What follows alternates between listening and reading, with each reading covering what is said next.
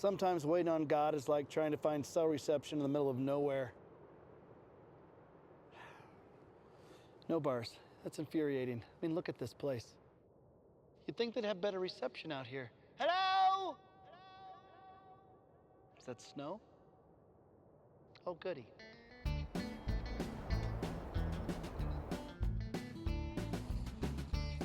Or maybe that word from God is like waiting on a text reply. The worst. It's those 3 little dots. All I needed was a quick response, but they just keep going and going and going. What are you doing? Are you recapping the Count of Monte Cristo? I just need an answer. Is it cell phone coverage? Is it me personally? Is it you? Is it me? I don't know. Answer me!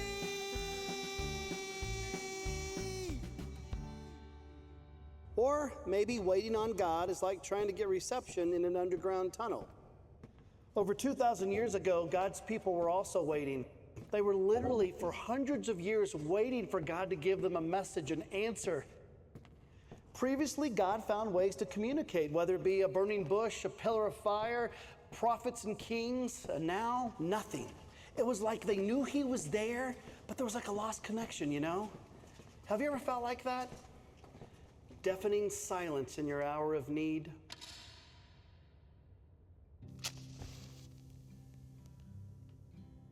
And even in that silence, with only 3 little dots to hold on to and 1 bar of hope, we are reminded why we celebrate Christmas.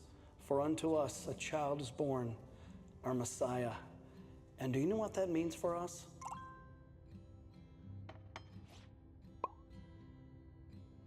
And he will never leave you.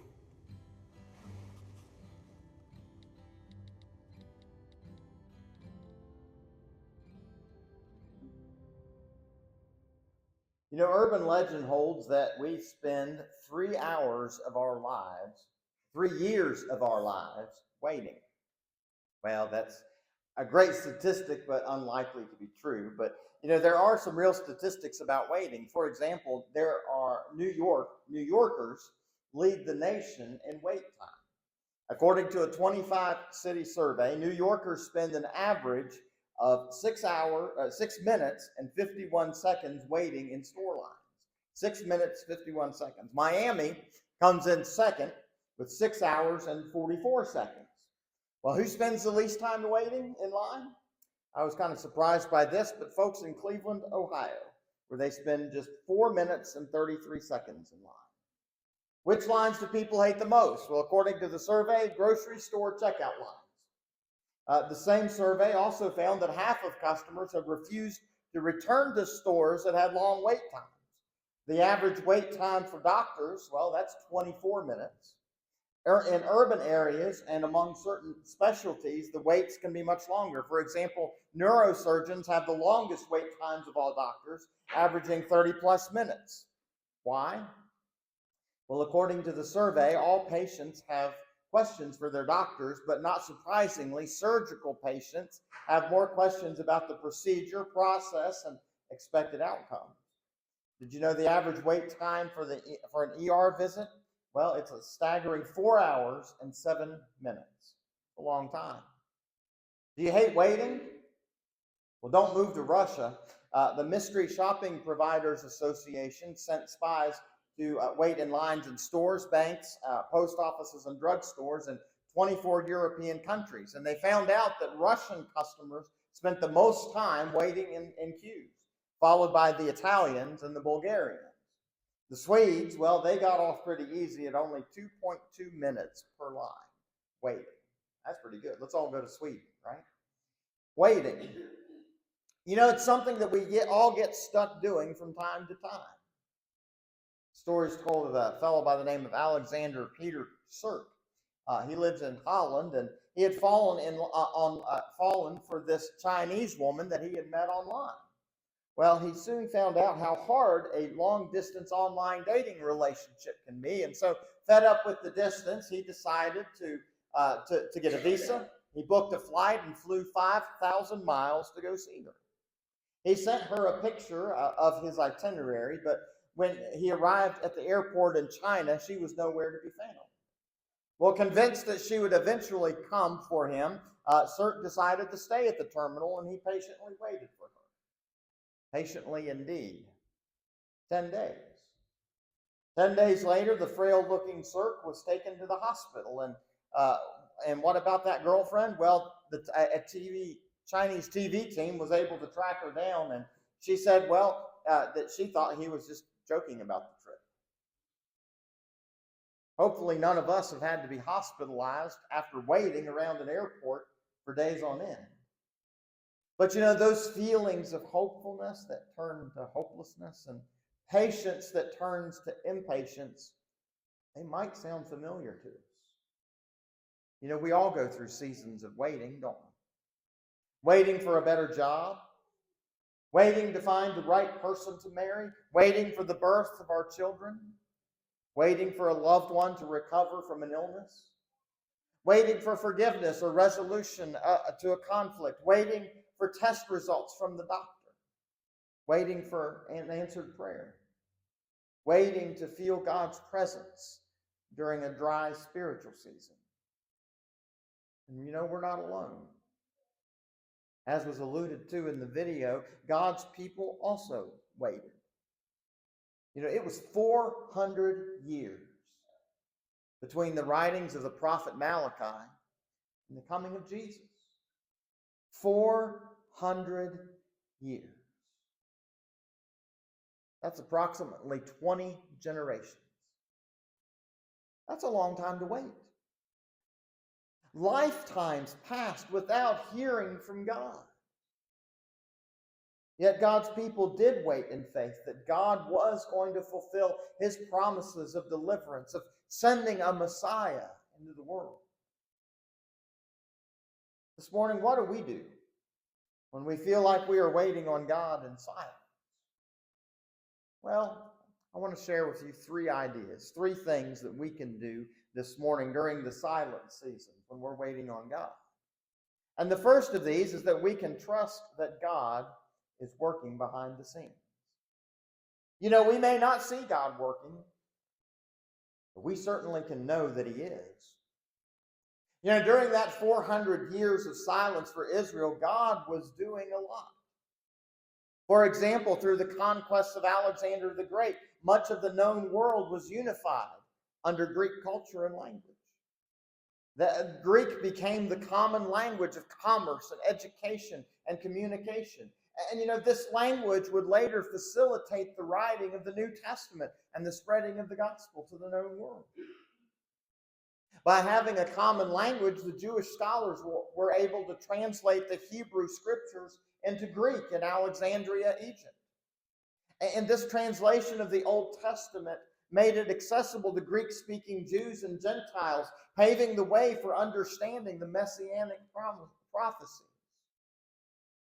And just a few short years before Jesus was born, the Roman Empire conquered Greece.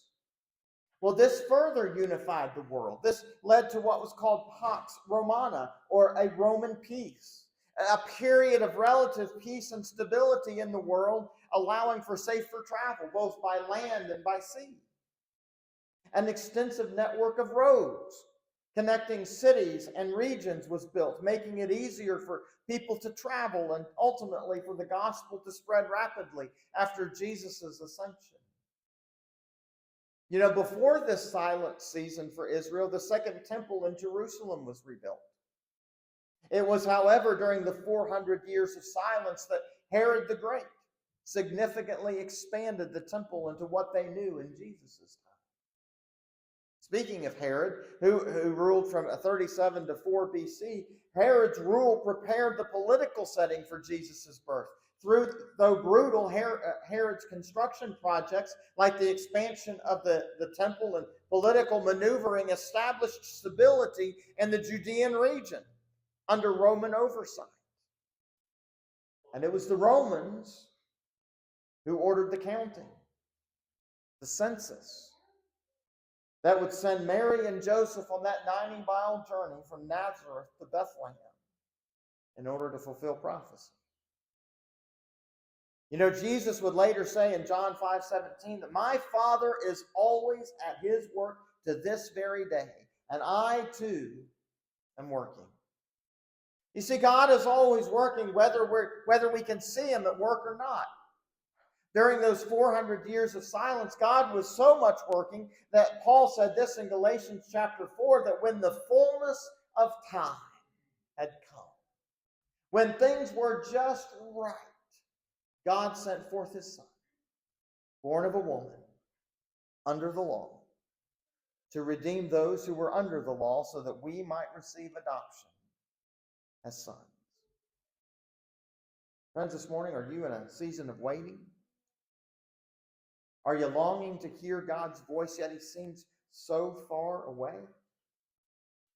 This just might be because God is preparing something amazing for your life right now. God might just be moving the pieces in place in order to fulfill the purposes that he has for your life.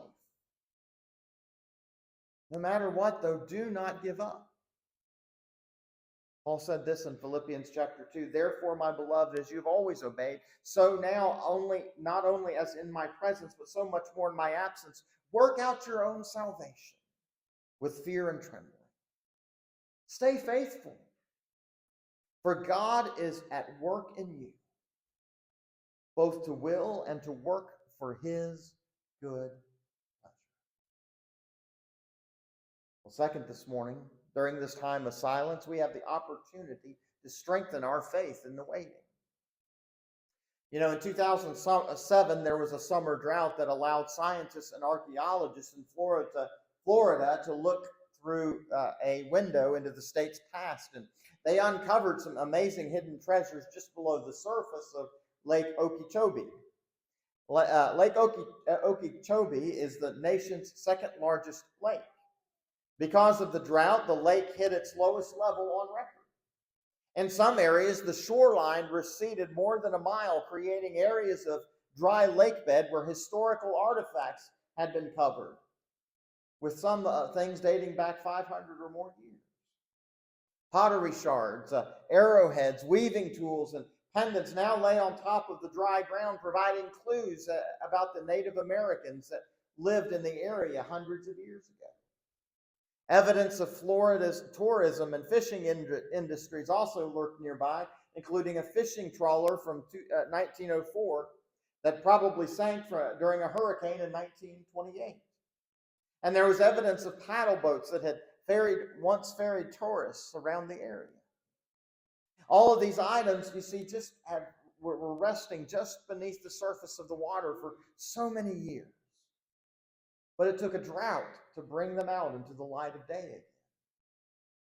You know, waiting on God tests our faith.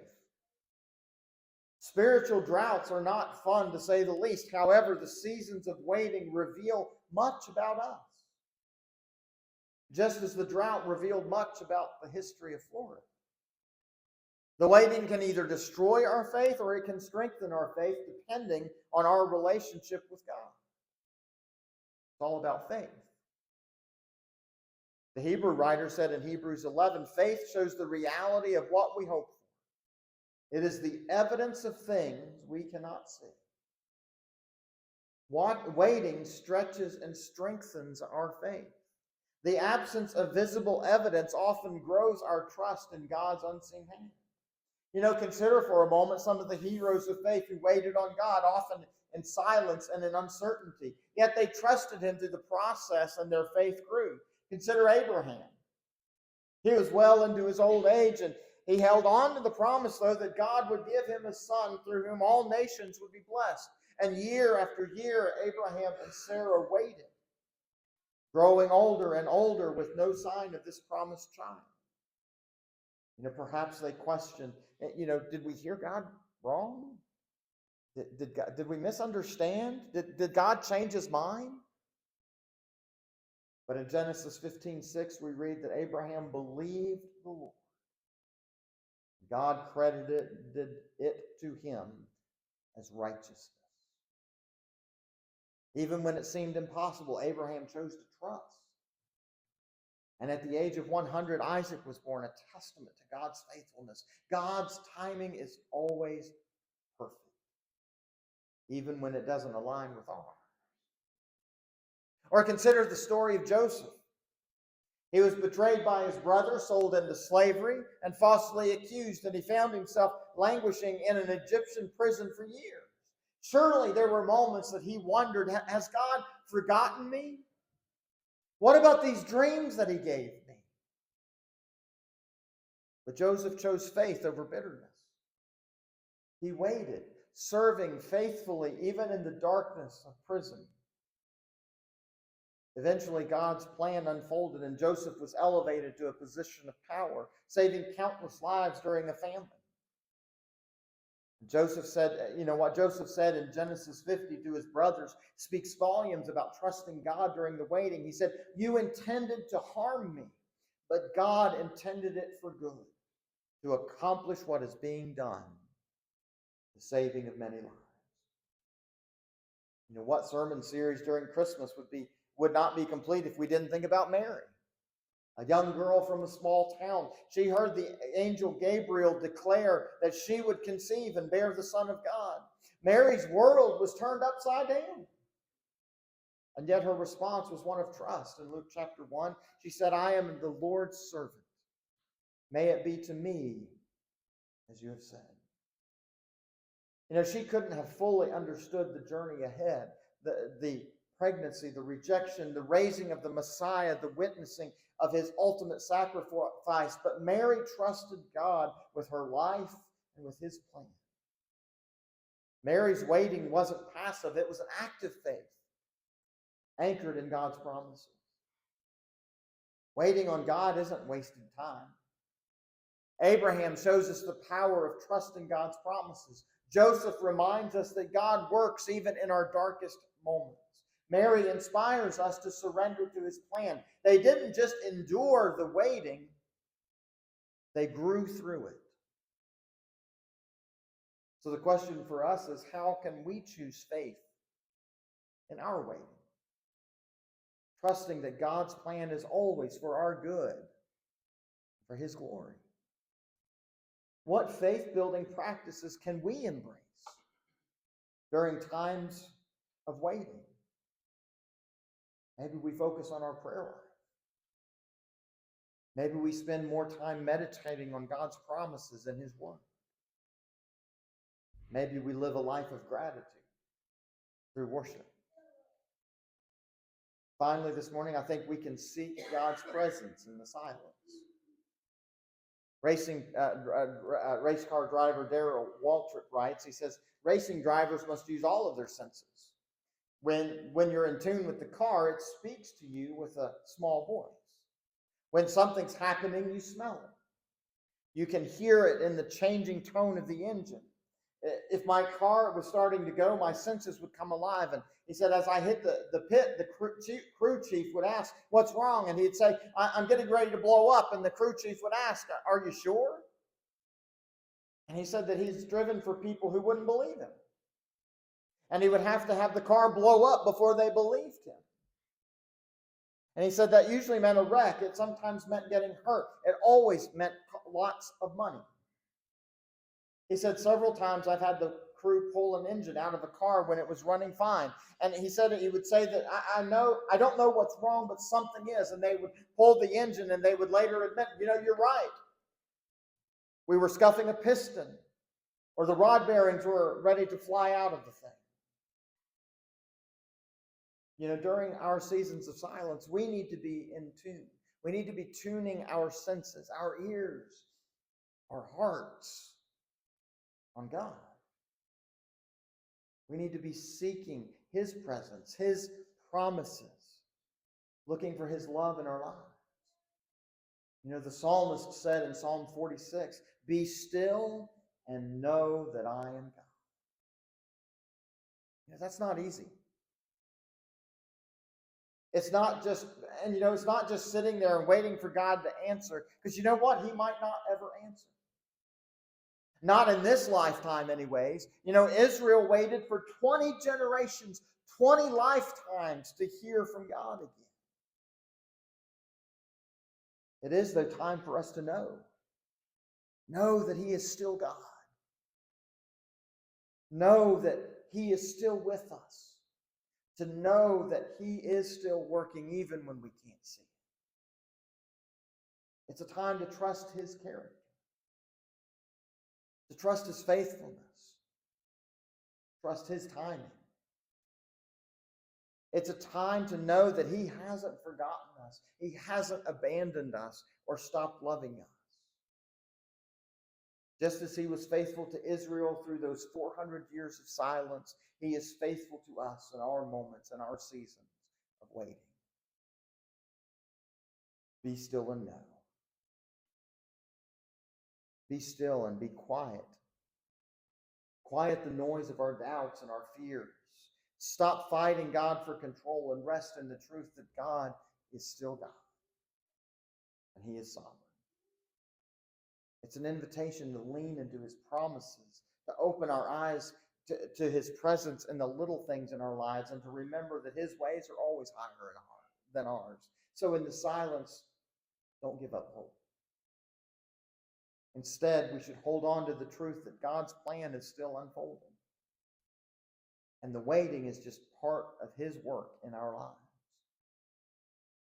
Just as He broke the silence with the arrival of Jesus, the ultimate fulfillment of His promise, He will break through our silence in His perfect time, bringing answers, peace, joy beyond what we can imagine. You know, this morning, waiting isn't fun.